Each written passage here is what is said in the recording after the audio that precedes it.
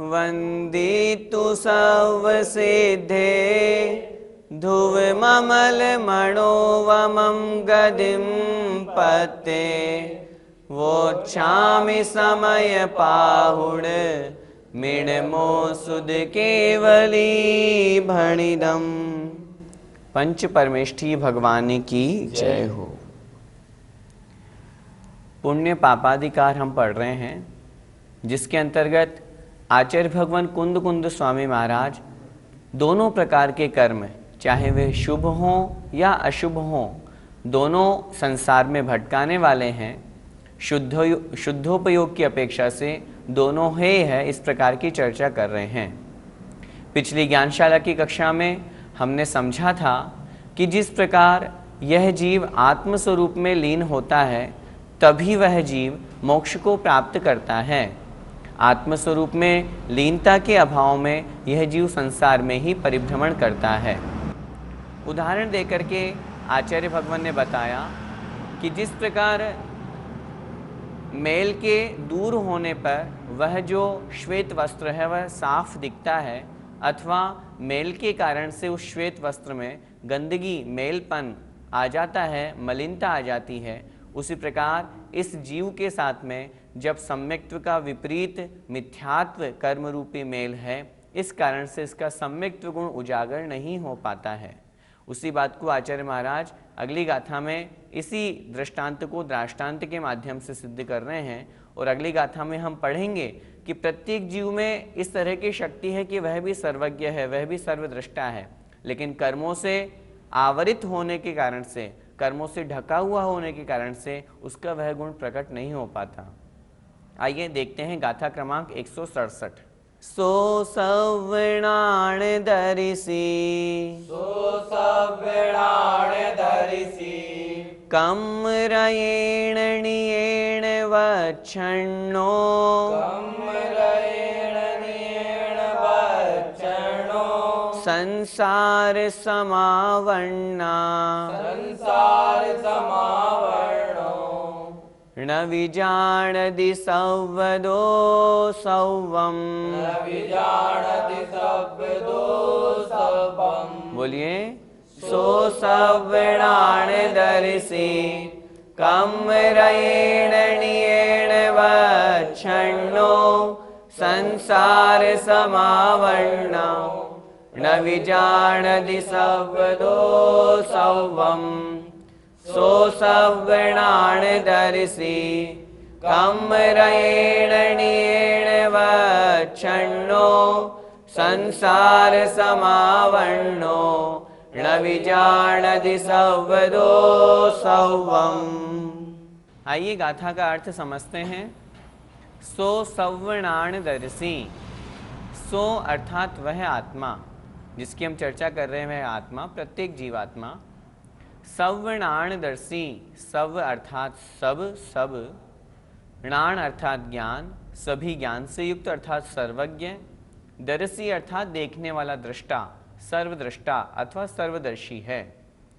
वह जो आत्मा है वह सर्वज्ञ है, वह सर्वदर्शी है, सब कुछ जानने देखने वाला है। प्रत्येक आत्मा में इस तरह की शक्ति है। द्रव्य की अपेक्षा से केवली भगवान में और हमारी आत्मा में कोई अंतर नहीं है, क्योंकि वो द्रव्य से वो भी आत्मा है, हम भी आत्मा हैं। इस अपेक्षा से आचार्य भगवान यहाँ कह रहे हैं कि वह जो आत्मा है वह सर्वज्ञ और सर्वदर्शी है, लेकिन फिर भी कम्रयेण, कर्म रूपी रज से, रज अर्थात मैल, धूल, गंदगी से, नियेण अर्थात अपने, कौन से कर्म रूपी मेल से? स्वयं के कर्म रूपी मेल से, वक्षण्णो अर्थात आच्छादित है, ढका हुआ है। प्रत्येक आत्मा में सर्वज्ञता और सर्वदृष्टा रूप गुण हैं, लेकिन कर्म रूपी मेल के कारण से वह जो गुण है वो ढका हुआ है। वो सर्वज्ञ गुण अथवा वह सर्वदृष्टा गुण उस आत्मा में प्रकट नहीं हो पा रहा। तीसरी पंक्ति में कह रहे हैं संसार समावर्णो, संसार को समावर्णो अर्थात प्राप्त हुआ है। जो जीव संसार में परिभ्रमण कर रहा है, नवी अर्थात नहीं, जानदी जानता है, सव्वदो सब प्रकार से, सव्वम अर्थात सभी पदार्थों को। आइए गाथा का भावार्थ समझते हैं। यह आत्मा स्वभाव से सर्वज्ञ और सर्वदर्शी है। यहाँ पर स्वभाव से सर्वज्ञ और सर्वदर्शी समझना है तो वो द्रव्य की अपेक्षा से समझना है। ऐसा नहीं है कि वास्तव में पूर्णतया अगर सर्वज्ञ सर्वदर्शी कहेंगे तो फिर हम जब हैं ही तो फिर बनने की क्या आवश्यकता है। इसलिए कहा है स्वभाव से, निश्चय नहीं की दृष्टि से, द्रव्य दृष्टि से यह सर्वज्ञ और सर्वदर्शी है। फिर भी वह अपने कर्म रूपी रज से अर्थात धूल से आच्छादित है, ढका हुआ है। अतः यह संसार को प्राप्त हुआ है, संसार में भटक रहा है। यह समस्त पदार्थों को सब प्रकार से नहीं जानता। इसके अंदर वह सर्वज्ञ गुण, वह सर्वदृष्टा गुण अभी प्रकट नहीं हुआ। इस विषय में आचार्य श्री का पद्यानुवाद देखते हैं। आत्मा विशुद्ध नय से निज भाव स्पर्शी, होगा सकल विज्ञ त्रिकाल दर्शी। पे वर्तमान विधि से कस के बंधा है जानता कुछ नहीं, समझो मुधा है। देखो यहाँ भी स्पष्ट आचार्य श्री कह रहे हैं, विशुद्ध रूप से निश्चय से निज भाव स्पर्शी आत्मस्वरूप को प्राप्त होने वाला सकल विज्ञ और त्रिकालदर्शी है। लेकिन वर्तमान कैसा है? विधि अर्थात कर्मों से कस के जकड़ करके बंधा हुआ है। इसी कारण से वह जीव न कुछ जान पाता है न कुछ देख पाता है, उसका ज्ञान थोड़ा है। अब आगे की 3 गाथाएं आचार्य भगवान एक साथ कह रहे हैं। उन 3 गाथाओं में मिथ्यात्व, अज्ञान और अचारित्र की बात कर रहे हैं। मिथ्यात्व किस निमित्त से होता है, जीव को हम मिथ्या दृष्टि क्यों कहते हैं, उस बात की चर्चा कर रहे हैं। देखें गाथा क्रमांक 168। सम्मत परिनिबद्धम सम्मत परिनिबद्धम मिच्छत्तम जिणवरेहि परिकहिदम मिच्छत्तम जिणवरेहि परिकहिदम तस्सोदयेन जीवो तस्सोदयेन जीवो मिच्छादिठ्ठितिणादवो मिच्छादिठ्ठितिणादवो। बोलिए सम्मत परिनिबद्धम मिच्छत्तम जिणवरेहि परिकहिदम तस्सोदयेन जीवो मिच्छादिठ्ठितिणादवो। सम्मत परिनिबद्धम मिच्छत्तम जिणवरेहि परिकहिदम तस्सोदयेन जीवो मिच्छादिठ्ठितिणादवो। गाथा का अर्थ देखें। सम्मत परिनिबद्धम, सम्यक्त्व का प्रतिबंधक। प्रतिबंधक से तात्पर्य रोकने वाला, प्रकट नहीं होने देने वाला। मिच्छत्तम मिथ्यात्व है। जिणवरेहि परिकहिदम, जिनेन्द्र भगवान के द्वारा इस प्रकार कहा गया है। इसलिए तस् उदयेन जीवो, उस मिथ्यात्व के उदय से वह जो जीव है वह मिथ्या दिट्ठी इति, मिथ्या दृष्टि है ऐसा अणादवो जानना चाहिए। उस मिथ्यात्व के उदय से उस जीव को हम मिथ्या दृष्टि कह देते हैं।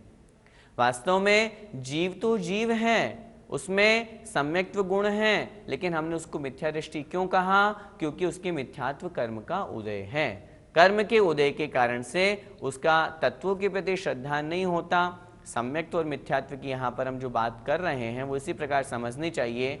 जहाँ पर कर्णानियों की अपेक्षा से समझें तो अनंतानुबंधी क्रोध, मान, माया, लोभ, मिथ्यात्व, सम्यक मिथ्यात्व और सम्यक प्रकृति, इन 7 प्रकृतियों का उपशम, क्षयोपशम अथवा क्षय होने पर जो 7 तत्वों के प्रति तत्व श्रद्धान प्रकट होता है, सच्चा श्रद्धान प्रकट होता है, वह सम्यक्त्व का लक्षण है।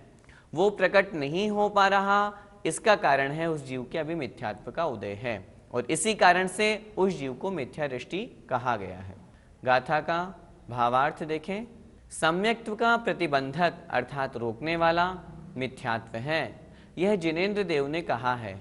उसके उदय से जीव मिथ्या दृष्टि होता है, ऐसा जानना चाहिए।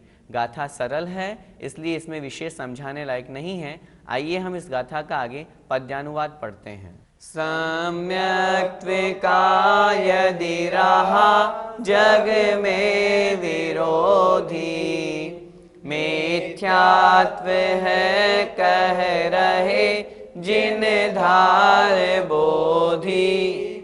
मिथ्यात्व के उदय से यह जीव होता, मोही कुदृष्टि दुख से दिन रैन रोता। अंतिम पंक्ति में आचार्य श्री कह रहे हैं, मिथ्यात्व के उदय से यह जीव कैसा होता है? मोही होता है। कुदृष्टि अर्थात मिथ्या, खोटी दृष्टि वाला, खोटे श्रद्धान वाला होता है और दुख से व्याकुल होकर के दिन रात रोता रहता है। हम इस गाथा को पढ़ रहे हैं, हमें यह भी समझना है यदि हमारे जीवन में मिथ्यात्व है तो हमें उसे निकालना है। मिथ्यात्व कर्म का उदय है, हमें उसे फेंकना है, उसको क्षमन करना है, उसका हमें क्षय करना है, सम्यक्त्व गुण को प्राप्त करना है, जिससे हम सुख को प्राप्त कर सकें। अब आगे इसी गाथा के बाद में आचार्य भगवान अज्ञान की बात कर रहे हैं। अज्ञान के कारण से यह जीव ज्ञान प्राप्त नहीं कर पाता। जैसे मिथ्यात्व के कारण से सम्यक्त्व प्राप्त नहीं हो पाया, उसी प्रकार अज्ञान के कारण से ज्ञान प्राप्त नहीं कर पाया। देखें अगली गाथा।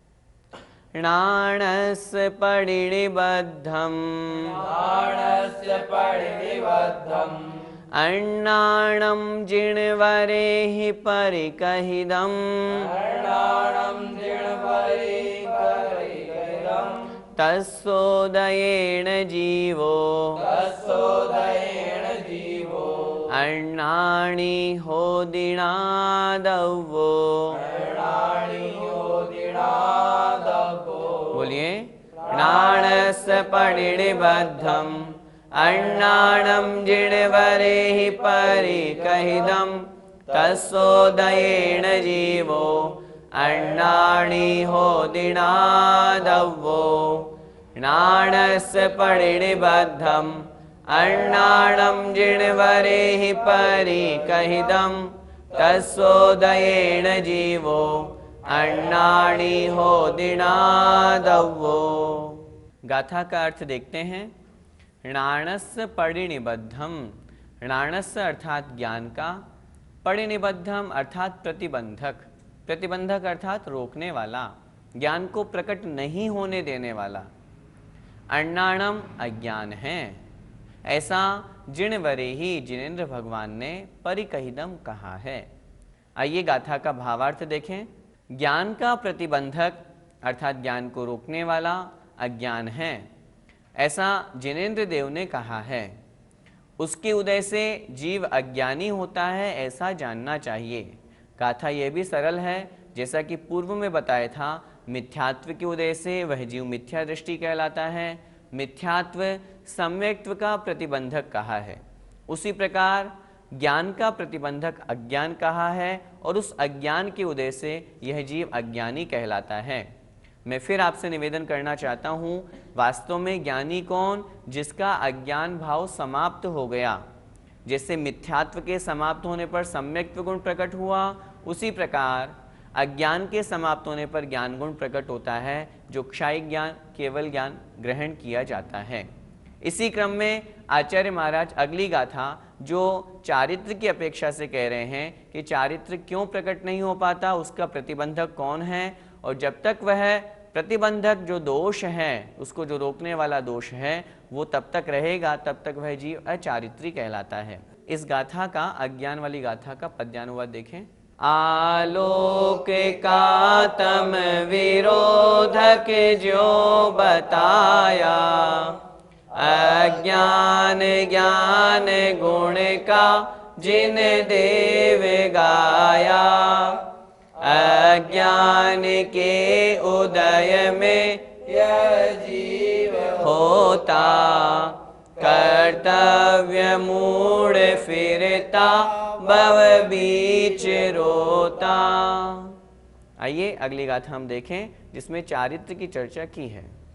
चारित्र्य परिनिबद्धं चारित्र्य परिनिबद्धं कसायं जिणवरेः परिकहितं कसायं जिणवरेः परिकहितं तस्सोदयेन जीवो तस्सोदयेन जीवो अचरितो होदिनादव्वो अचरितो होदिनादव्वो।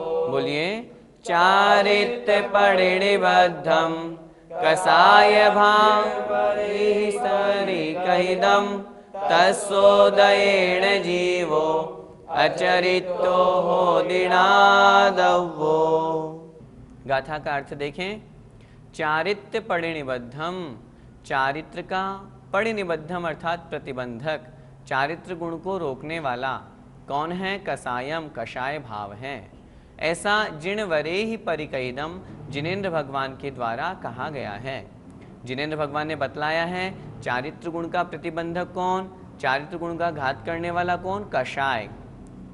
इसलिए तस् उदयेन जीवो, उसके उदय से यह जीव, उसके किसके? उस कषाय के उदय से यह जीव अचारितो होदी, अचारित्री होता है। तब तक, जब तक उस जीव के कषाय का उदय है तब तक उस जीव को अचारित्री कहा है, ऐसा नादव्वो जानना चाहिए। अब हम इस गाथा का भावार्थ पढ़ते हैं। चारित्र का प्रतिबंधक अर्थात रोकने वाला कषाय है। यह जिनेन्द्र देव ने कहा है, उसके उदय से जीव अचारित्री होता है, ऐसा जानना चाहिए। आइए आचार्य श्री का पद्यानुवाद समझते हैं।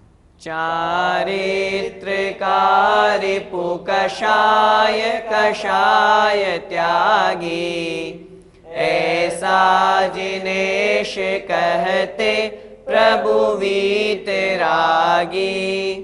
दुखात्मिका उदय में कुकषाय आती, तो जीव को चरितहीन बना सताती। जय जिनेन्द्र।